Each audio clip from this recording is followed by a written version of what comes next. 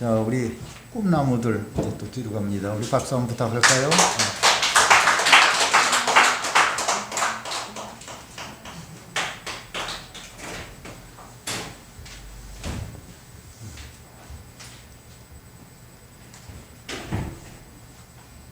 우리 사람들한테는 다 달린 것들이 있죠.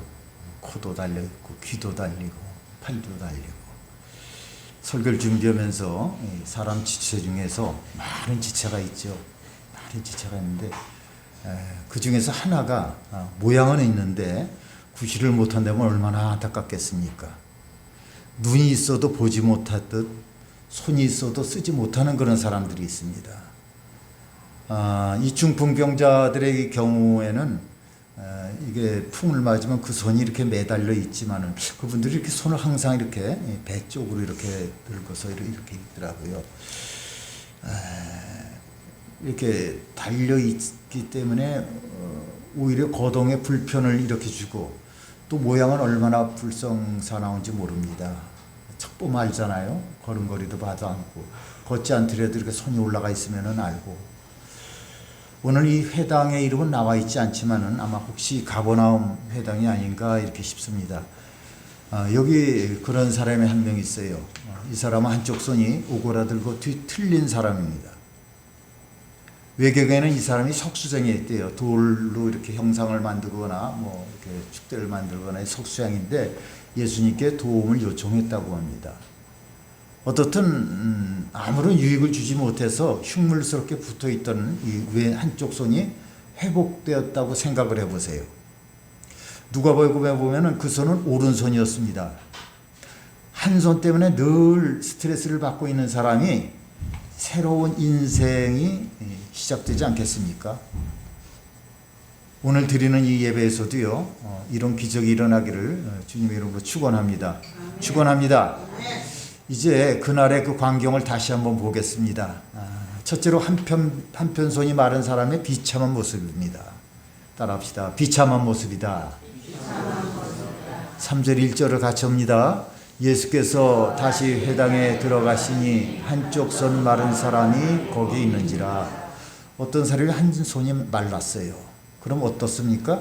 그런 손뿐만 아니라 모든 지체가 다 손의 영향을 받습니다. 손만 불편한 것이 아니라 손 때문에 온 몸이 이렇게 불편을 느끼는 거예요.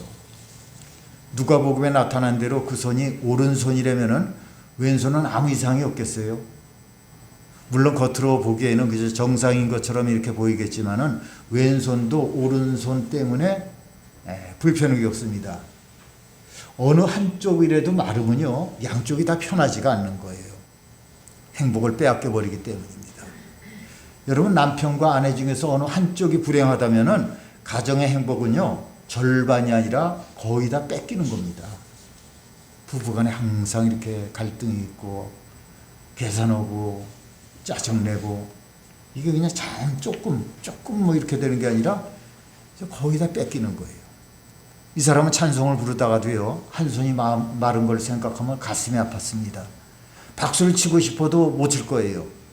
기도를 하다가도요, 한 손이 마른 것을 이렇게 생각을 하면은 손을 들고 기도하던 다른 손마저 이렇게 내려올 겁니다.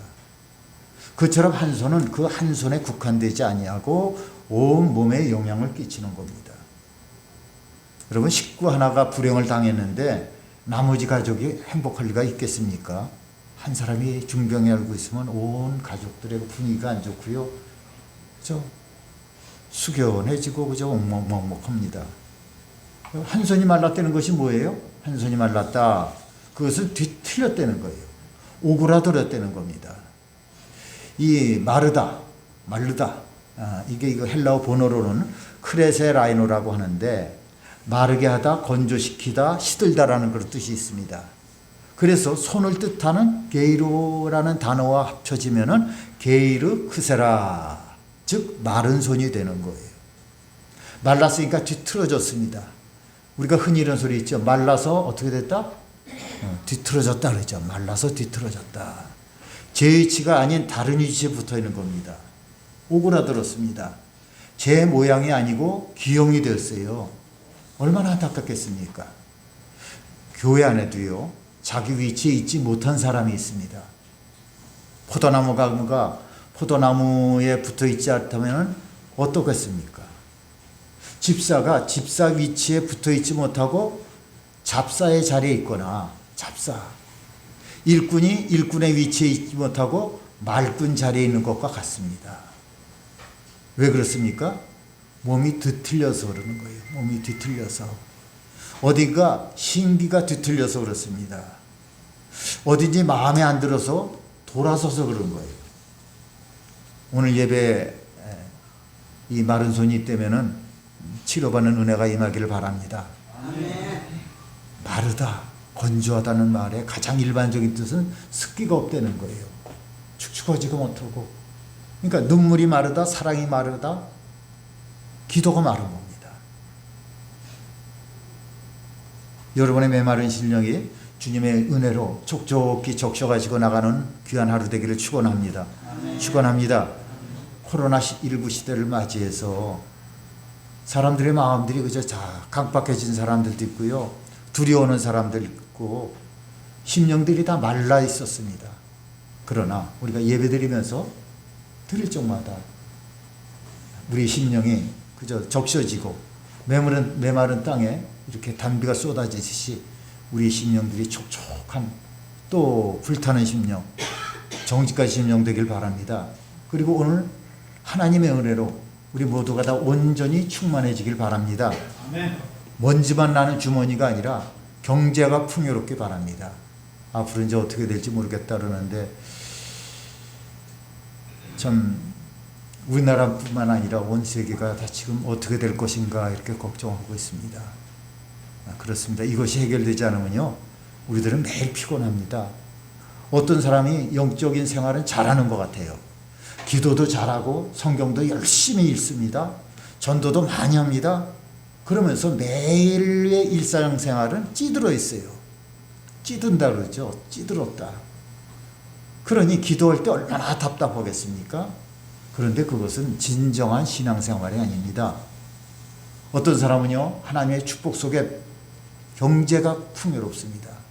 뭐 쓰고 싶을 때 다 써요. 아쉬울 것이 없습니다. 그런데 영적인 일에는 어두워요. 그러면 그것은 온전한 믿음이 아닙니다.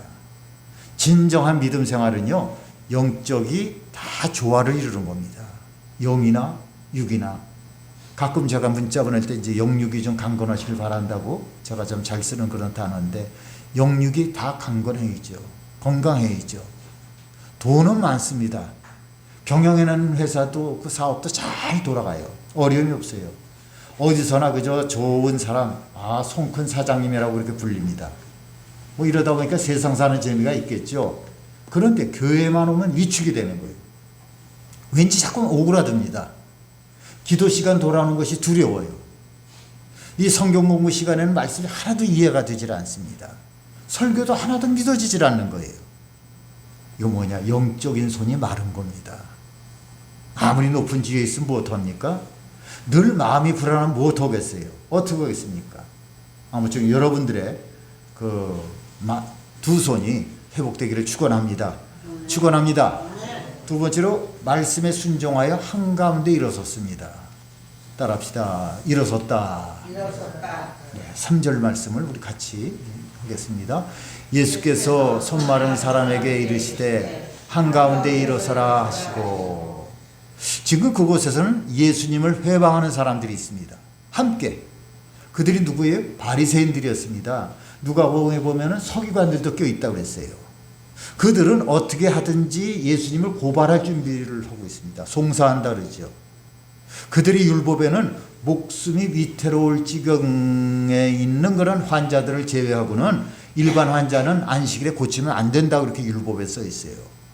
그런데 지금 이 사람은 목숨이 뭐 경각간에 달린 건 아니지 않습니까? 뭐 한두 시간 내에 뭐 하루 이틀 만에 뭐 죽는다 그런 게 아니잖아요. 그래서 그를 고쳐준다면 당연히 안식을 범하는 게 되는 겁니다. 그러나 예수님은 그에게 한가운데서 일어서라고 했습니다. 한가운데 일어서라. 이제 모든 사람의 시선이 이 사람에게 쏠리지 않았겠습니까? 이 사람 아주 흉한 몰골로 한가운데 일어섰습니다. 아마 두려움이 가득했을 거예요. 자기에게 일어난 그런 놀라운 일을 알기나 했을까요? 그렇습니다, 여러분. 이렇게 자기의 질병을 인정하고 주님의 말씀만 순종하는 그런 사람에게 남는 거는요, 고침받는 것밖에 없습니다. 할렐루야. 고침받는 거예요. 마음이 끝까지 강박해갖고 그 시한부 인생 그저 며칠 못 산다는 그런 선고를 받고서도 그저 완악하고 강박하니까 받아들이질 않는 사람이 의외로 많습니다. 의외로. 이 사람은 두려운 마음으로 모든 사람들이 지켜보는 가운데 이 회당의 한가운데 일어섰습니다. 여기서 기적의 일반 법칙이 나옵니다. 기적의 일반 법칙이 뭡니까? 그것은 공개 법칙이에요. 공개 법칙. 따라합시다. 공개 법칙이다. 공개 법칙이다.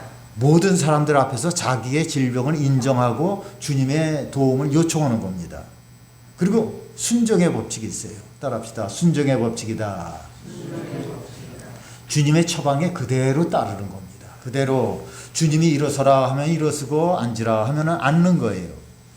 그때 병자들이 고침을 받았고 오병이어의 기적도 일어났습니다. 채우라 하면 채우고 가라 하면 가는 겁니다. 그때 물이 포도주가 되는 그런 사건도 있었고요. 중풍병자도 치유되는 그런 사건이 있었습니다. 그러니까 성전에서 기적을 체험한 그런 사람들은 모두 하나님의 말씀에 순종한 그런 사람들이었어요. 기적이 있기 전에 말씀에 대한 그런 순종이 있었고요. 말씀에 대한 그런 순종이 있을 때 기적이 일어났습니다. 이곳에도 예외는 아니었어요. 뭐 우리 교회도 예외는 아닐 겁니다. 아무쪼록 여러분들이 기적의 주인공 되기를 주님의 이름으로 축원합니다. 축원합니다. 그러면 어려운 가운데서도 이 주인공, 기적의 주인공이 되려면은 길이 하나 있습니다. 그것은 조금 전에도 말씀드렸지만은 순종의 주인공이 되는 거예요. 따라합시다. 나는 순종의 주인공이다. 말씀에 순종이 없으면서 기적의 주인공이 되길 원하는 사람들은 성경을 잘 모르는 겁니다. 사람들은 영적 처방을 따르기 싫어해요. 아주 싫어합니다. 대놓고 그것이 싫다는 사람이 있어요. 이제 저분은 참 성경 공부도 이제 이렇게 이제 많이 들어갔고 교회 온 지도 얼마큼 되고 뭐 이렇게 저렇게 분간을 해갖고 이거 뭐 집사라든지 직책을 준다든지 그렇지 않으면은 뭐 침례를 받으라든지 이러면 그거 싫어합니다. 아주 싫어해요. 뭐 잘하는 것 같았는데 난 그것만큼은 조금 생각해보고 오겠습니다. 그리고 목회자가 기도하는 마음으로 이 사람의 미래를 위해서 처방을 하면은 들으려고 하지 않습니다. 그냥 꽉 막혀 있어요. 꽉 막혀 있습니다. 그냥 다른 곳으로 가버려요. 그래서 목사들이 처방을 두려워합니다. 처방대로 살기만 하면 하나님의 복이 넝굴째 들어올 텐데도 순종하기를 싫어합니다. 순종을 강요하면 달가워하지 않아요. 그리고 이제 다른 친한 사람한테 얘기를 해서 그렇게 돌고 돌아서 오다면은 왜 이렇게 믿음 없는 사람한테 이렇게 저걸 하냐. 안타깝죠. 많이 안타까워요. 그러나 목사는 그렇게 아프게 수술하기를 그래서 주저하는 거예요. 조금 참았다 좀 기다렸다가 한번 처방을 내릴까? 그래서 그냥 어떨 때는 포기를 하고 나중에는 피차 망하는 겁니다. 눈치 보고 얘기를 하지 못하고 막 이런저런 거 그저 다 그저 뭉개고 있다 보면은 다 망하는 겁니다. 여러분에게 지적하는 그런 죄를 인정하시기 바랍니다. 여러분에게 내려진 그런 처방에 순종하시기 바랍니다. 아멘. 여러분의 영적 생명을 위한 그런 안전 조치에 순종하시기 바랍니다. 그러면 어떻게 돼요? 인생이 성공을 합니다. 이 사람은 가장 순종하기 힘든 그런 명령을 받았어요. 생각해 보세요. 한손 마른 사람이 이렇게 사람들 앞에서 일어섰습니다.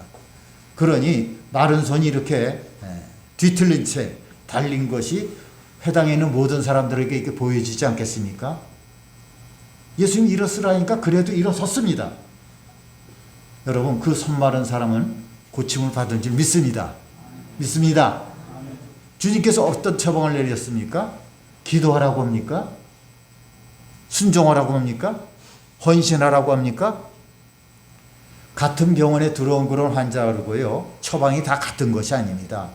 환자의 형편과 증상에 따라서 틀린 거예요. 급한 환자에게는 응급조치가 내려질 것이고 중급 환자에게는 그저 수술을 할 수도 있겠고, 이제 시작된 환자에게는 투약을 할 수가 있습니다. 그리고 건강한 사람에게는요, 예방 조치를 할 거예요.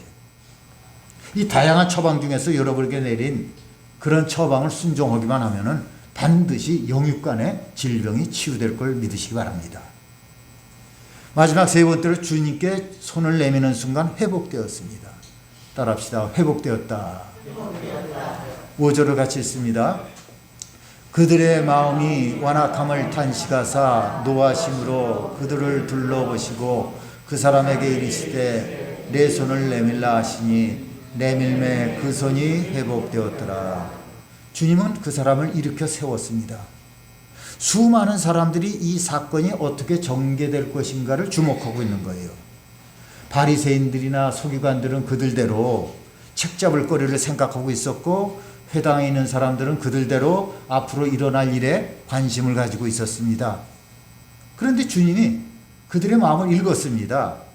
그리고 그 마음의 완악함을 보고 근심하시고 노하심으로써 저희를 둘러봤다고 했습니다.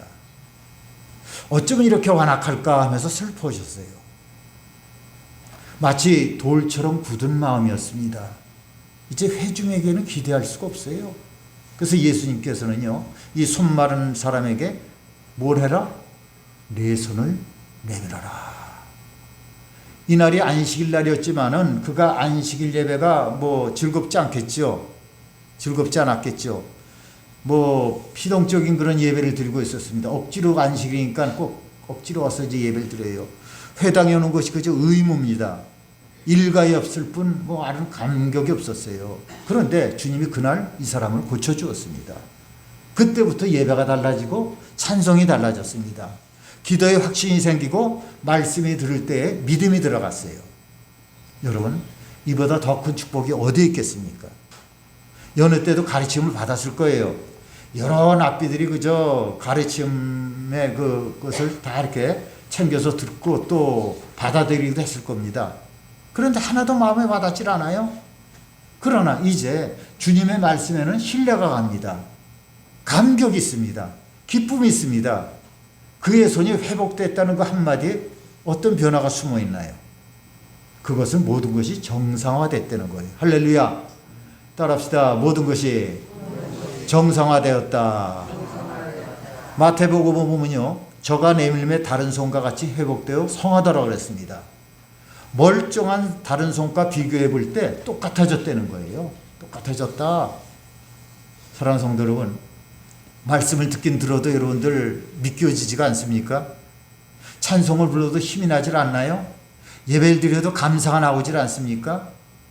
여러분들의 마른 손이 펴지기만 하면은 이런 일들은 지난날의 이야기가 될 거예요. 간증거리가 될 겁니다. 여러분, 예배를 드릴 때마다 감격에 좀 빠져보시기 바랍니다. 아멘. 뭐 감격에 들어가야지가 아니라 그저 정신 차리고 말씀에 귀 기울이고 찬송에 그저 가사에도 이렇게 보고 박수 칠 건 박수 치고 기도하며 짤막해도 그래서 우리가 교회당에서든지 집터에서든지 찬송과 기도를 드릴 때 능력이 샘솟기 바랍니다. 그러나 많은 소를 그냥 가지고 있어서는 어림도 없는 일 아니겠습니까? 마른 손이 회복되지 않고는 불가능한 일입니다. 그렇기 때문에 무엇보다도 먼저 마른 손이 회복되기를 바라겠습니다. 회당에서도요, 다른 사람들이 은혜 받는 것을 시비나고는 사람들이 있어요. 남의 일로만 생각하는 그런 구경꾼들이 있습니다. 그러나 본인이 기적을 체험하고 주인공이 되는 사람들이 있어요. 거기에는 믿음이 나아가야 됩니다. 믿음이 있어야 기적을 체험하는 거예요. 믿습니까, 여러분? 믿음이 있어야 능력도 체험하는 겁니다. 그래서 담임 목사가 기도할 적마다 우리 성도님들에게 능력 달라고 하지만은 믿음이 없이 그게 능력이 되겠습니까? 주님의 처방을 믿음으로 따를 때 거기서 처방전에 숨은 그런 기적을 팔 수가 있는 거예요. 주님께 여러분의 문제를 다 내놓고 가시기 바랍니다. 뭐 감춘다고 감춰지는 게 아니지 않습니까? 고백하시기 바랍니다. 오늘도 이 자리에서 예배드리는 우리 성도 여러분, 그동안 여러분들이 안고 있는 문제들이 도대체 얼마나 많습니까? 아마 겉으로 보기에는 평강한다 할지라도 크고 작은 그런 고민거리들이 많이 있을 거예요. 또 그게 얼마나 되었습니까? 그 문제가 해결도 되지 않은 채로 예배당에 와서 찬송을 부른다고 해서 과연 어떤 감동이 있겠습니까? 얼마나 감사가 넘치겠습니까? 이제는 문제에서 벗어나기를 축원합니다. 축원합니다. 여러분의 손이 회복되길 바랍니다. 손이 회복되면 생각이 달라져요. 삶이 윤택해집니다. 매사에 자신감이 생기는 거예요. 예배를 기쁨과 감격으로 들을 수가 있어요. 오늘도 회당에서 수많은 병자들이 모여들여서 예배를 드립니다. 한 손 마른 사람이 있는가 하면 양손이 다 마른 사람들도 있습니다. 한쪽 다리가 마른 사람도 있어요. 입술이 마른 사람도 있습니다. 문제는 그들이 주님 앞에 진정한 자신을 드러내지 못했다는 겁니다. 일어서라고 할 때 일어서지 못하고 내밀라고 할 때 내밀질 못하는 겁니다. 왜 그렇습니까, 여러분? 믿음이 없어서 그런 거예요. 자존심 때문에 그렇습니다. 그저 자존심은 그냥 막 충만해가지고 조금만 이렇게 좋은 얘기를 해주는데도 자존심 상하는 것 같습니다. 그래서 이제 우리가 다 어리석은 그런 자리에서 일어나시길 바랍니다. 아멘. 일어서면 누가 보여요? 주님이 보입니다. 아멘. 주님 앞에 서서 망가진 부분을 주님께 내미시기 바랍니다. 그러면 여러분들의 고쳐진 모습을 볼 수가 있어요. 아멘. 주님이 왜 내밀라고 그랬겠습니까? 고쳐주시려고 그랬어요. 왜 내밀라고 그랬습니까? 고쳐질 수 있기 때문에 내밀라고 그런 겁니다. 아멘. 여러분들은 그것을 움켜쥐고 아무것도 하지 않고 그냥 제자리에서 이럴까 말까 이렇게 망설이다 보면은 백날이 있어도 진전이 없는 거예요. 한쪽 손이 마르면 좀 어떻습니까? 마른 팔이면 어때요? 두 팔이 다 말랐으면 어때요? 상관이 없습니다. 아무리 어렵고 힘든 일을 할지라도 주님 앞에 내게 되면은 내미는 순간 해보게 될 겁니다. 아멘. 그래서 우리 영광수목교회인들 이 예배가 하늘나라에 상달되고 그래서 여러분들이 참 오늘 내래도 몇 분 후에라도 이렇게 기적을 체험하며 믿으시는 여러분 되시기를 주님의 이름으로 축원합니다. 아멘. 축원합니다. 찬송가 412장 드리겠습니다.